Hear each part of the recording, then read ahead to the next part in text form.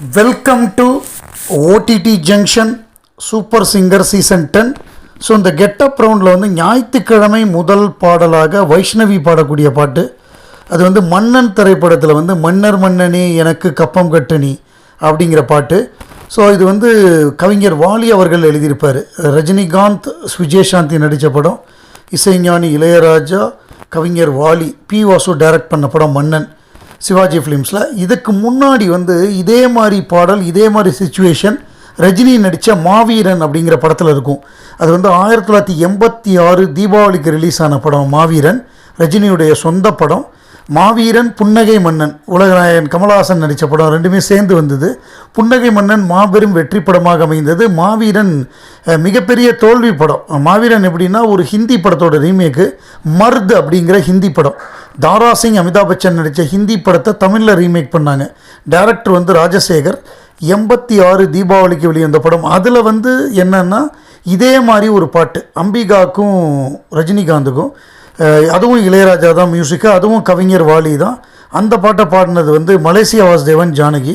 அதில் எப்படின்னா நீ கொடுத்ததை திருப்பி கொடுத்தா மொத்தமாக கொடுப்பேன்னு சொல்லி ஒரு பாட்டு. அதாவது ரஜினிகாந்தை கட்டி வச்சு அடிக்கிறாங்க இவங்க அம்பிகா. ஸோ அப்போ அவர் பாடுறாரு, நீ கொடுத்ததை நான் திருப்பி கொடுப்பேன், எண்ணிக்குள்ளடி என் சின்ன கண்மணின்னு அவர் பாடுறாரு.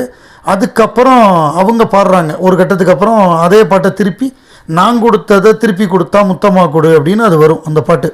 ஸோ இதே அதுக்கு ஒரு குயின் மாதிரி, அவர் ஒரு கிங் மாதிரி, அதே மாதிரி தான் அந்த பாட்டு இருக்கும் மாவீரன் படத்தில்.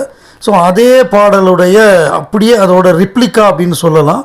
இவர் வந்து ஒரு கம்பெனியில் வந்து லேபராக இருப்பார், அதே கம்பெனியில் வந்து அவங்க எம்டியாக இருப்பாங்க. ஸோ ரெண்டு பேருக்கும் நடக்கக்கூடிய ரிஃப்ட்டு, முதல்ல மோதல், அப்புறம் காதல், அந்த சேலஞ்சு, சவாலே சமாளின்னு ஒரு படம், சிவாஜி படம்.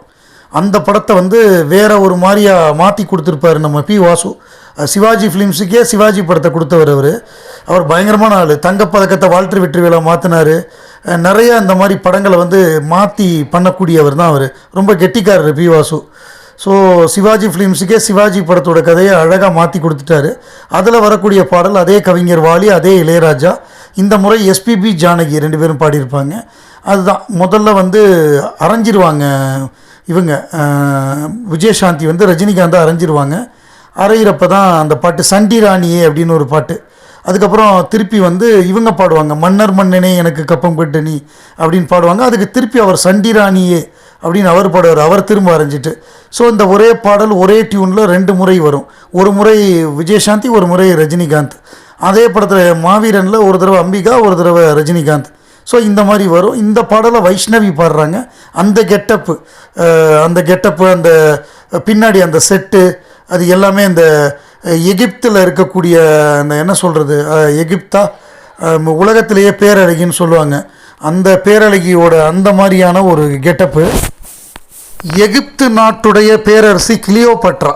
ஸோ அந்த கிளியோபட்ரா அந்த மாதிரியான கெட்டப்பு, அந்த மாதிரி பின்னாடி அந்த ஆர்ட்டு எல்லாமே அந்த மாதிரி இருந்தது. ஆர்ட் டைரக்ஷன், பின்னாடி இருக்கிற ப்ராப்பர்ட்டிஸ் எல்லாமே அந்த எகிப்து ப்ராப்பர்ட்டி, அது எல்லாமே இருந்தது. வைஷ்ணவி வந்து அந்த பாட்டுக்குரிய ஆட்டிடியூடு அதோடு சேர்ந்து ரொம்ப அழகாக பாடி அதுக்கு கோல்டன் ஷவர் வாங்கியிருக்காங்க.